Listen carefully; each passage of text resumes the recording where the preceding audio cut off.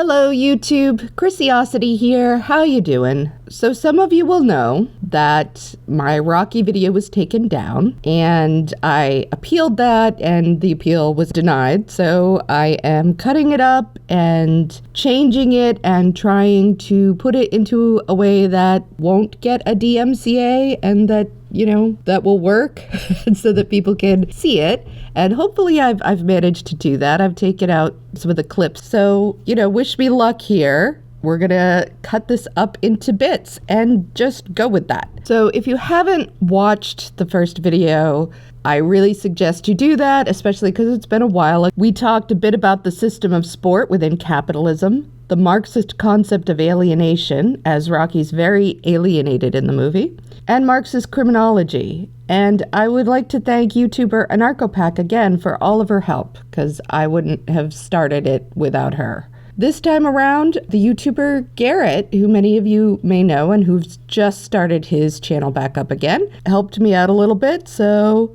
I'm really excited about that, and he'll be in one of these little cut-up segments. So let's get into it. When we left Rocky, he had lost his locker and gotten nowhere with Adrian, so now he heads to the Lucky 7 Tavern, helping out a random drunk on the way because we have to be constantly reminded that he's a good guy deep down. He goes to meet his friend Polly, who's also Adrian's sister. Rocky vents to Polly about his lack of success with Adrian, frustrated that despite going to her place of work twice a day and telling her jokes, she still won't go out with him. "I need a Cadillac to talk to your sister," he gripes. Polly responds by repeatedly calling Adrian a loser, telling Rocky to forget her, that he gets so mad at her sometimes he'd like to take a razor to her head. So we start to see that Adrian is living in an abusive household, even though Rocky appears to just shrug off Polly's rantings. Polly ends up inviting Rocky over to his house the next day for Thanksgiving dinner and to date his sister. Here we begin to see the gender roles in Rocky's world and how they play out. Rocky feels entitled to Adrian's attention because he gives her attention. Polly feels entitled to invite him over to the house he shares with Adrian without asking her first and basically offer her company to his friend without concern for the fact that she hasn't seemed interested in that. Before he leaves, Rocky sits at the bar and watches his heavyweight champion Apollo Creed comes on the television talking about his upcoming fight in Philadelphia. The smooth, handsome Creed promotes his fight with rousing patter delivered in rhyme, but the bartender is not impressed and calls him a jig clown. Rocky comes to his defense, saying that he's a champion of the world, a man who took his shot, and what did you ever do? The bartender pops back, if Rocky's mad about his life, that's fine, but he owns his own business.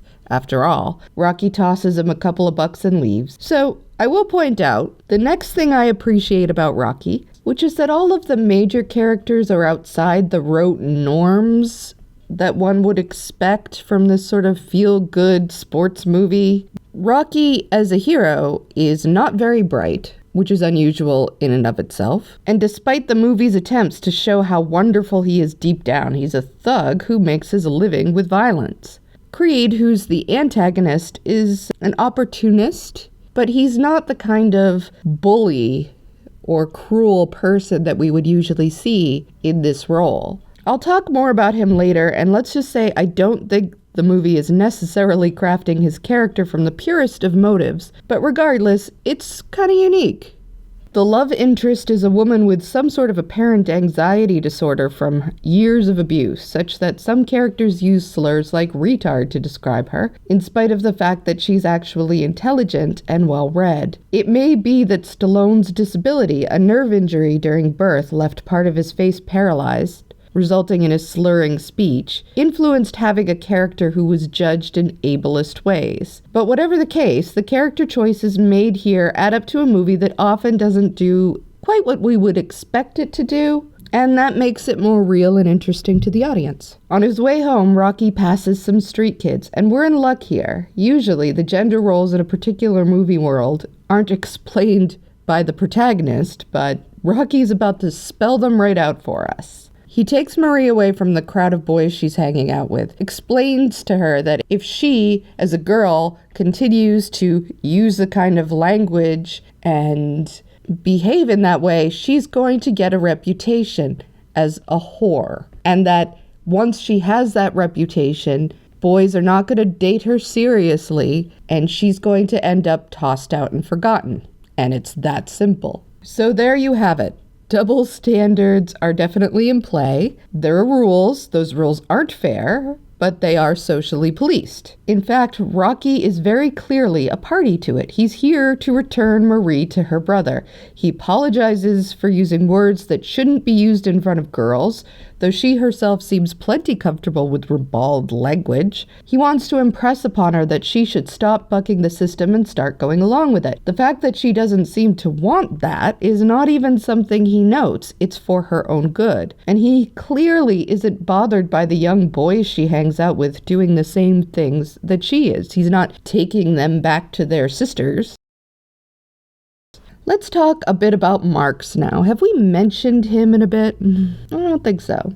Now, for the most part, Karl's work seemed rather, maybe gender blind is the word, in the same sense as one might use colorblind. One of the reasons I wouldn't call myself a Marxist, though I do appreciate his critiques of capitalism. Though some have argued that he had more to say about that than is widely supposed. I will link a paper that talks about this in more depth by Heather Brown, and I'm just going to show a couple of quick passages up on the screen. If you want to read them, go ahead, they're going to be right there.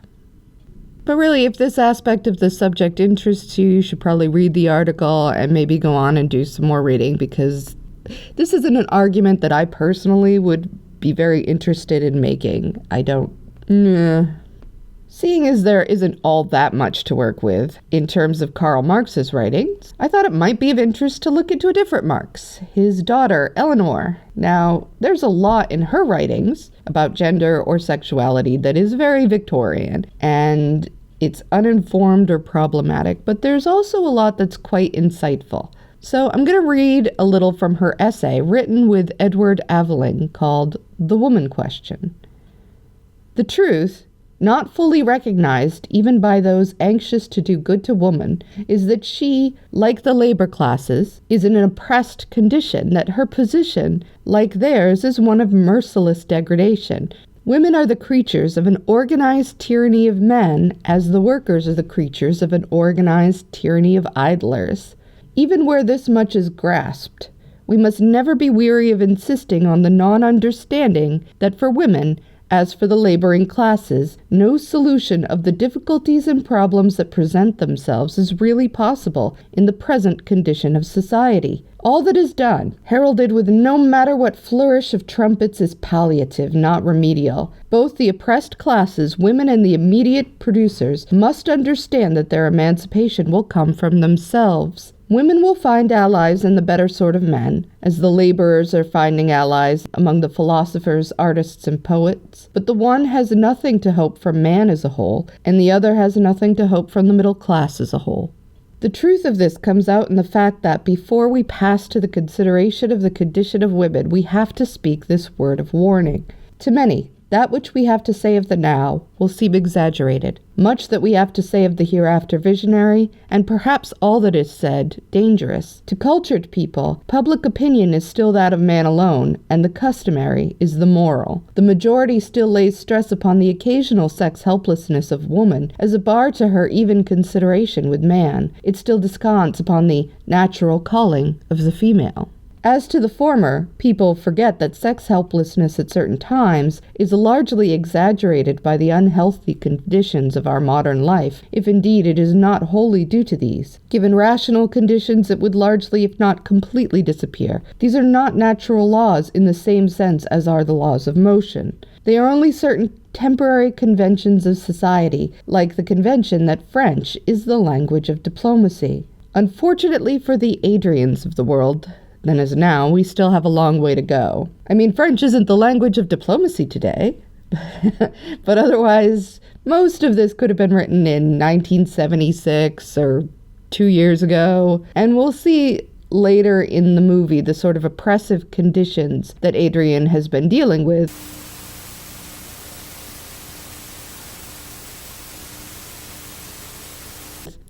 Okay, beep. I'm gonna pause it here. And we'll see the next part soon.